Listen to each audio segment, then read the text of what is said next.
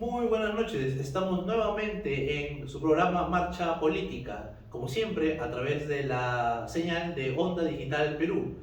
Es un gusto poder estar aquí presentándoles a un nuevo invitado en este nuevo formato descentralizado por temas de espacio-tiempo en donde tenemos que cuadrar. Ustedes saben que el tema de las clases, el tema de los horarios, el tema del transporte en Lima es un caos, así que recurrimos a esta solución un poco más dinámica, un poco más informal, digámoslo.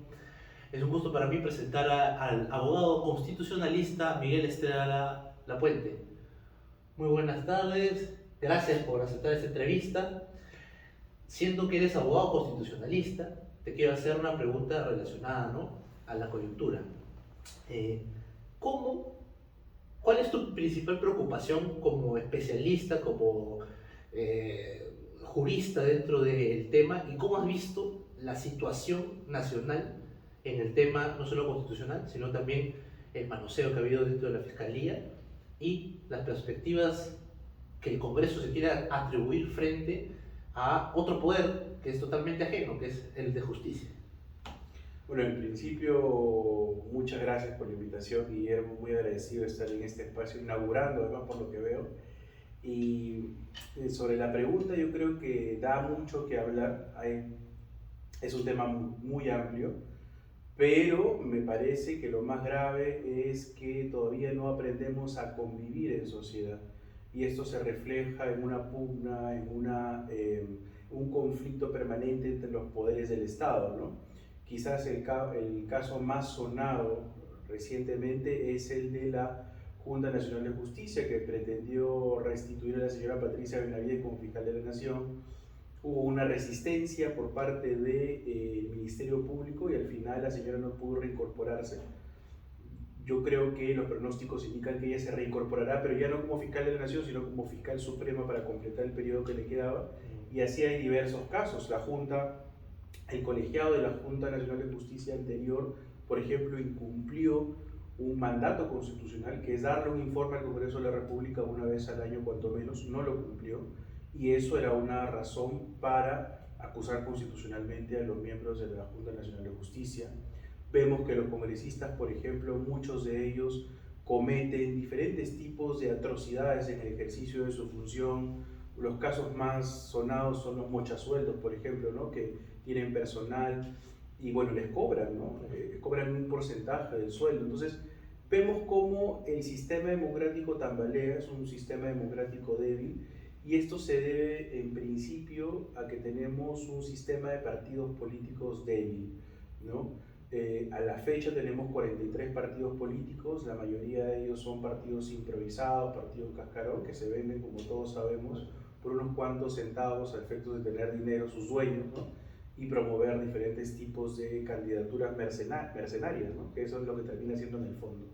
Lo que me preocupa es que esta situación persista, y esta situación va a persistir en la medida en la que los peruanos sigamos votando con los órganos, ¿no?, con el estómago, con el hígado, con el páncreas, votando bilis, molestos. O sea, el voto del peruano es un voto emocional. El antivoto ha sido una corriente muy fuerte. Y lo sigue siendo, ¿no? La señora Keiko Fujimori puede estar segunda, tercera en las encuestas en este momento, pero si llega a segunda vuelta, sea quien tenga al frente, tiene más probabilidades que ella, justamente por el antivoto que genera, ¿no? Sea quien sea, lo que es así, tal cual.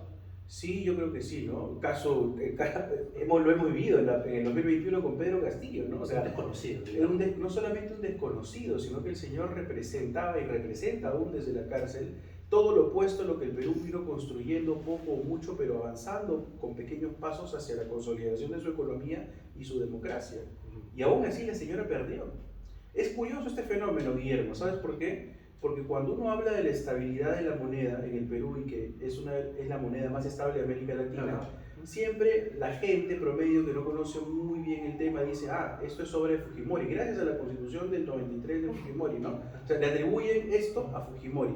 Pero curiosamente es el mismo pueblo el que castiga a su hija, que representa esa gran época en la que se estabilizó la moneda.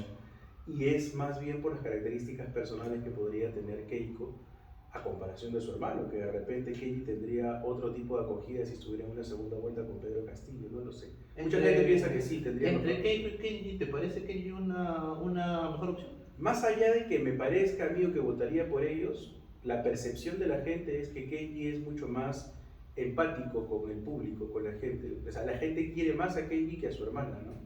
Bueno, eso es verdad que Keiko tiene, ¿no?, declaraciones desafortunadas, digamos, respecto a su familia, respecto a, incluso a su padre, ¿no? Cuando se le pidió, cuando tenían 40 y tantos congresistas, 73. 63 congresistas, Imagínate. y luego su bancada, pero aún así era un número considerable, ¿no? Podrían haber logrado una salida, digamos, no tan bochornosa como la que al final fue, ¿no?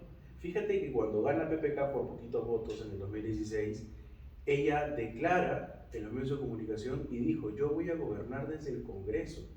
O sea, no me estoy inventando sus palabras, lo dijo en los medios de comunicación. La famosa foto en donde sale ahí todos sus... Ya para esa fecha, además de la foto, habían creado el famoso chat de WhatsApp que se llamaba La Botica, ¿no? Donde se decía que se aplaudan y todos aplaudían. Entonces siéntense y todos se sentaban, ¿no? Entonces yo creo que lamentablemente tendremos este tipo de situación en la medida en la que nosotros no pensemos bien nuestro voto, ¿no?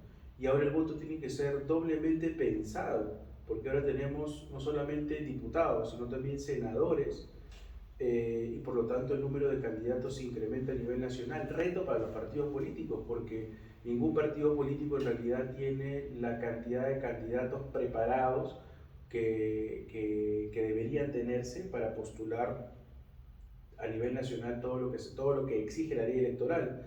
Eso significa que van a tener que reemplazarlo con invitados, ¿no? Y los filtros son los más importantes. Entonces, pensando en una solución frente a toda esta crisis institucional, es pensar el voto. ¿Es mucho pedir? Sí, es mucho pedir, pero justamente es tarea no solamente del Estado difundir las propuestas acorde a ley, sino de los candidatos serios realmente difundir propuestas y que lo que esté en agenda no sea que ese o tal candidato está acusado, sentenciado. Eso hay que dejarlo a la prensa.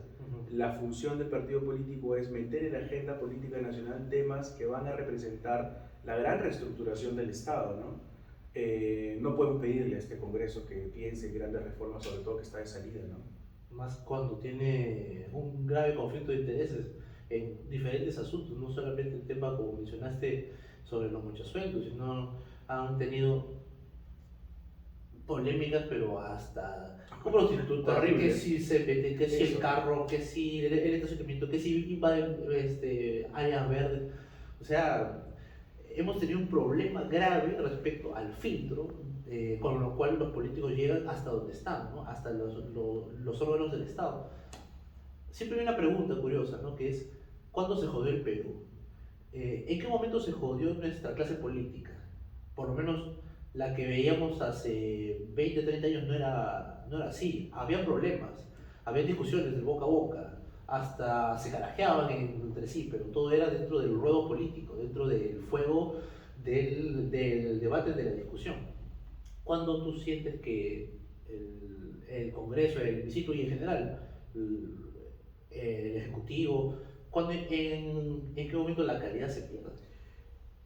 El Congreso de la República, en general, cómo funcionan los poderes del Estado, incluido el Congreso de la República, es el reflejo de nosotros mismos, ¿no?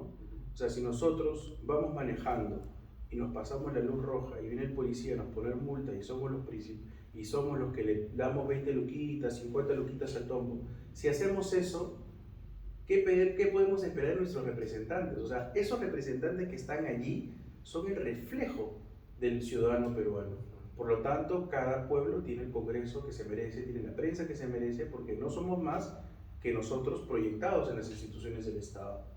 Entonces, los pueblos tenemos que aprender a hacer mea culpa, pero no lo hacen por sí solos. Para eso están los partidos políticos, que es pueblo organizado, pueblo consciente, pueblo que está dispuesto a dar su tiempo para hacer política, y eso no lo hace cualquiera, ¿no? Bien, ahí hay un aspecto, ¿no? Parece que es un círculo vicioso, ¿no? Malos representantes, malos pueblos, mala educación, malos representantes, malos pueblos, y así sucesivamente, y parece que la espiral nunca termina, Porque antes decíamos, ¿no? Con el Congreso en donde estaba Abu Ataz y se agarraba a mentadas de madre con otro y otro le respondía y luego venía la otra que decía yo vengo aquí por mi plata, ¿no? Entonces parecía que eso era lo más bajo. Sin embargo ahora vemos que no, hay un piso más. Siempre va a ser peor. Y siempre descubrimos que hay un piso más bajo. Entonces, ¿cómo se rompe ese círculo vicioso? A ver, yo creo que lo principal es, tenemos 43 partidos políticos. La mayoría de ellos, el 90%, no sirven para nada, son cascarón, creados para recaudar dinero, alguno que otro ganará dinero y lo que menos le importa es ganar elecciones. Así lo dicen, Es ¿no? más, Organizaciones políticas, no son partidos, son organizaciones políticas. Es más, poco les importará si su candidato gana, lo que ellos lo ven es como un negocio para juntar el dinero y luego, y si gana será un milagro. Pero el otro porcentaje minoritario, que son los partidos políticos tradicionales, aunque muy golpeados por la vida institucional que han tenido, por sus errores, por sus defectos, si uno pone en la balanza los defectos y las virtudes, uno va a conservar siempre más virtudes que defectos, en la medida que la institución que ha sobrevivido a todos los periplos y los avatares de la vida política peruana va a tener siempre una posibilidad de transmitir esa experiencia y plasmarla además en éxito, ¿no? Un caso concreto es el presidente García en su primer gobierno. Él no solamente reconoció sus errores del primer gobierno en una entrevista con Bailey, sino que escribió un libro sobre esto, La Revolución Constructiva del Aprismo, que la publica en el año 2008, cuando era presidente del segundo gobierno. Y el aprendizaje de estos errores fue un segundo gobierno probablemente el más exitoso de la historia republicana en Perú. 44 hospitales. O sea, si no hubieran sido por esos hospitales, no se hubiera podido resistir la pandemia que nos azotó años después. La última cárcel que se construyó en el Perú fue inaugurada en el año 2010, ¿no? Y así, muchísimas cosas más, represas, proyectos de irrigación. Si los arándanos ahorita son la primera fuente de exportación para el Perú, o somos los primeros exportadores de arándanos en el mundo, es gracias a los proyectos de irrigación y las represas, ¿no? Entonces, creo que la gran responsabilidad está en aquellos partidos que han transitado por estos caminos de la experiencia y tienen algo que decir, ¿no? Tienen algo que decir. Lamentablemente tienen que organizarse, tienen que pasar su proceso de reunificación, porque los tres principales, el APRA, el PPC y Acción Popular, tienen un problema interno muy grande, ¿no?